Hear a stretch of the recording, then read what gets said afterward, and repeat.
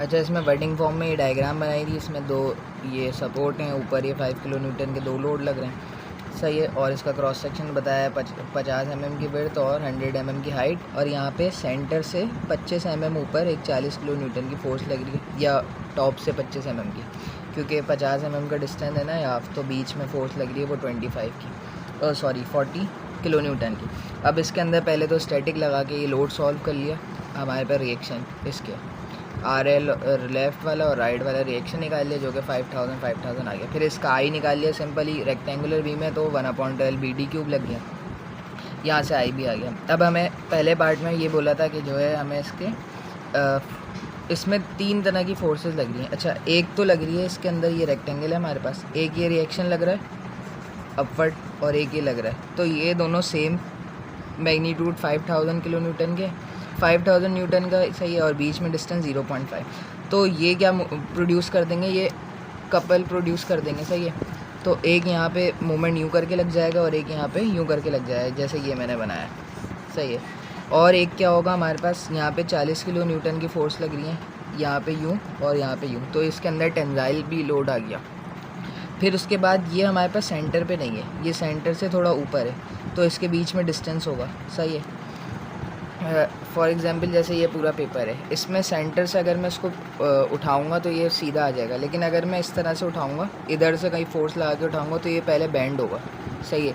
तो इसमें यहाँ से अगर मैं थोड़े डिस्टेंस इसको खींच रहा हूँ, मेरे पास ये एक फोर्स है यहाँ पे लग रही है, वो सेंटर पे नहीं लगी। अगर मैं सेंटर पे लगाता तो ये मेरे पास ऐसी यूँ स्ट्रेट आ जाता, सही है।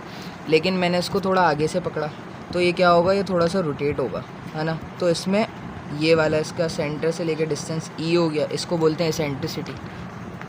सेंटर से डिस्टेंस होता है, इसको बोलते हैं एसेंट्रिसिटी। तो ये फोर्स इनटू डिस्टेंस ई, ये मेरे पास क्या प्रोड्यूस कर देगा, मोमेंट। तो इसकी वजह से इसके अंदर थोड़ा मोमेंट भी जनरेशन हो जाएगी। तो ये 50 किलो न्यूटन की फोर्स लग रही है, इससे भी मोमेंट जनरेट हो जाएगा, एक यूँ करके एक यूँ करके। तो ये वाला मोमेंट जो पहले लग रहा था इस मोमेंट की वजह से, सही है, ये इसको अपोज करेगा, सही है। तो ये मेरे पास 3 तरह के लोड हो गए। मैंने सिंपली फार्मूले लगाया, पहले लगाया बेंडिंग स्ट्रेस का, वो जो ये मोमेंट लग रहे थे 5000 किलो न्यूटन के और 0.5 मीटर के डिस्टेंस पे।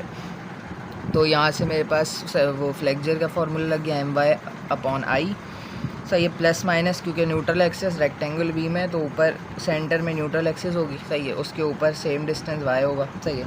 तो यहाँ पे प्लस माइनस मतलब ऊपर कंप्रेसिव और नीचे टेंजाइल, क्योंकि ये ऊपर वाले पार्ट को कंप्रेस कर रहा है और नीचे वाले को टेंजाइल फोर्स लगा रहा है। तो यहाँ पे मेरे पास m मोमेंट क्या हो गया, मेरे पास 5 एक्सपोनेंट 3 किलो न्यूटन में है ना, सही है। और इसके दरमियान डिस्टेंस कितना है, 0.5, तो ये मैंने निकाला 2.5 एक्सपोनेंट 3 आ गया, सही है। तो यहाँ पे मैं आ गया 2.5 एक्सपोनेंट 3 मोमेंट बन गया ये, सही है। ये फोर्स इनटू डिस्टेंस, तो ये आ गया मोमेंट। और इसका y कितना है, अब मेरे पास रेक्टेंगल बीम था, सेंटर से यहाँ तक का डिस्टेंस कितना था, 50 mm, इसको मैंने मीटर में करके लिख दिया 50 एक्सपोनेंट -3, सही है। अब आई मैंने यहाँ ऊपर कैलकुलेट करा था, वो आई पुट कर दिया, यहाँ से मेरे पास बेंडिंग स्ट्रेस आ गई, वो आ गई 30 मेगापास्कल की। अब एसेंट्रिसिटी की वजह से मैंने ये जो बताया कि फोर्स लग रही है और उसमें ई डिस्टेंस है, तो इसको एसेंट्रिसिटी बोलते हैं। तो इस लोड की वजह से भी अगेन फ्लेक्चर वाला फॉर्मूला लग जाए, तो इसका मोमेंट क्या होगा, 40 किलो न्यूटन की फोर्स थी, सही है, जो कि यहाँ लग रही थी। अगर मैं इसको इस तरीके ऑब्जर्व करूँ, मेरे पास ये रेक्टेंगल है और टॉप से 25 mm के डिस्टेंस पे नीचे, सही है, इस पे फोर्स लग रही थी, तो इसके अंदर मोमेंट होगा सेंटर से। अगर देखें ऊपर से 25 है तो नीचे से भी 25 होगा, वो क्वेश्चन में बताया है, सही है। तो फोर्स 40 किलो न्यूटन की और ये डिस्टेंस 25 mm, तो 40 एक्सपोनेंट 3 किलो न्यूटन और 25 mm को -3 कर दिया एक्सपोनेंट मीटर में करने के लिए, सही है। ये मेरे पास आ गया मोमेंट। और y कितना होगा, अगेन y वो 50 mm आ जाएगा, तो y आ गया, डिवाइड में आई आ गया, तो ये आ गया मेरे पास इसका बेंडिंग स्ट्रेस, जो कि आ गया 12 मेगापास्कल। अब टेंजाइल की वजह से क्या होगा, सिंपली फोर्स अपॉन एरिया हो जाएगा। फोर्स कितनी लग रही है, 40 किलो न्यूटन की, सही है, और डिवाइड में एरिया आ गया, एरिया क्या होगा इसका 50 और 100, ये रेक्टेंगुलर बीम था ना, इसका क्रॉस सेक्शन रेक्टेंगल 50 × 100 और मिलीमीटर में है, तो मीटर में करने के लिए एक्सपोनेंट 3 यहाँ से आ गई मेरे पास 8 मेगापास्कल। तो मेरे पास ये 3 पिक्चर्स बन गई हैं, इसका रिजल्टेंट निकालना है। पहला हमारे पास ये बेंडिंग स्ट्रेस वाला था, जिसमें यूँ करके फोर्स लग रही थी, ऐसे करके, इसकी वजह से सैगिंग हो रही थी पहला पार्ट जो था। तो इसका जो बनेगा वो इस तरीके से ऊपर कंप्रेसिव हो गया और नीचे टेंसाइल हो गया। और इसके मैग्नीट्यूड क्या था, 30 मेगापास्कल था, ऊपर माइनस का 30 क्योंकि कंप्रेसिव है और नीचे प्लस का 30 क्योंकि टेंसाइल है।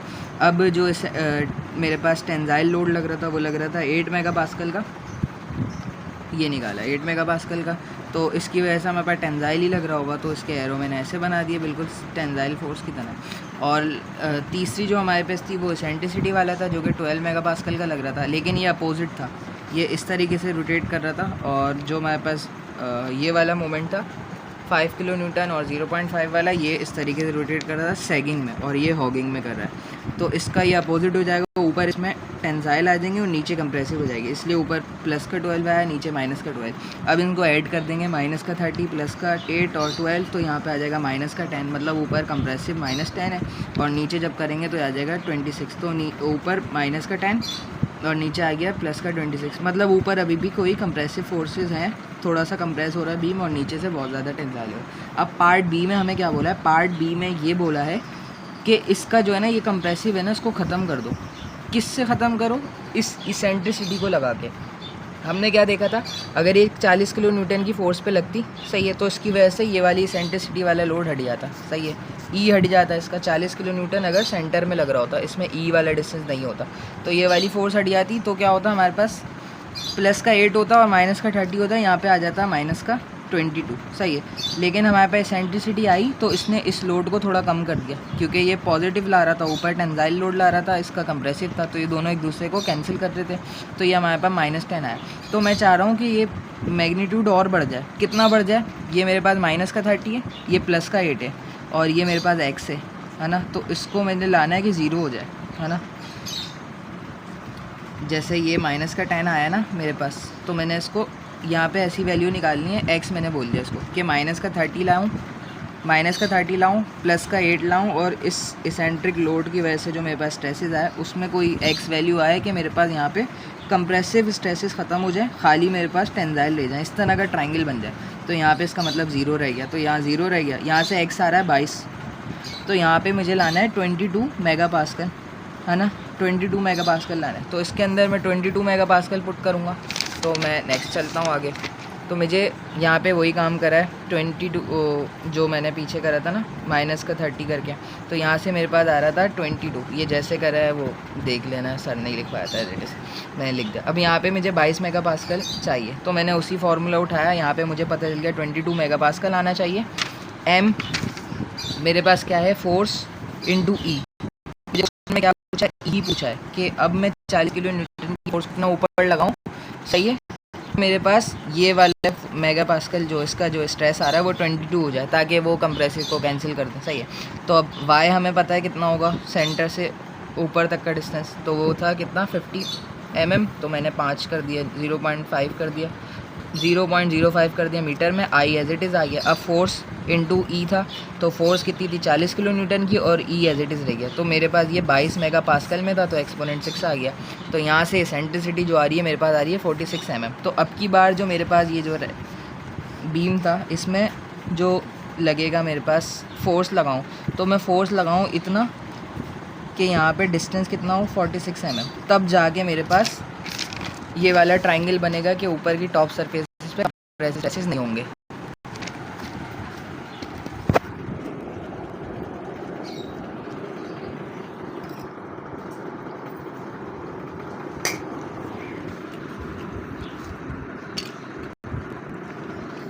तो यार मम्मा वही फुसफुसे बीम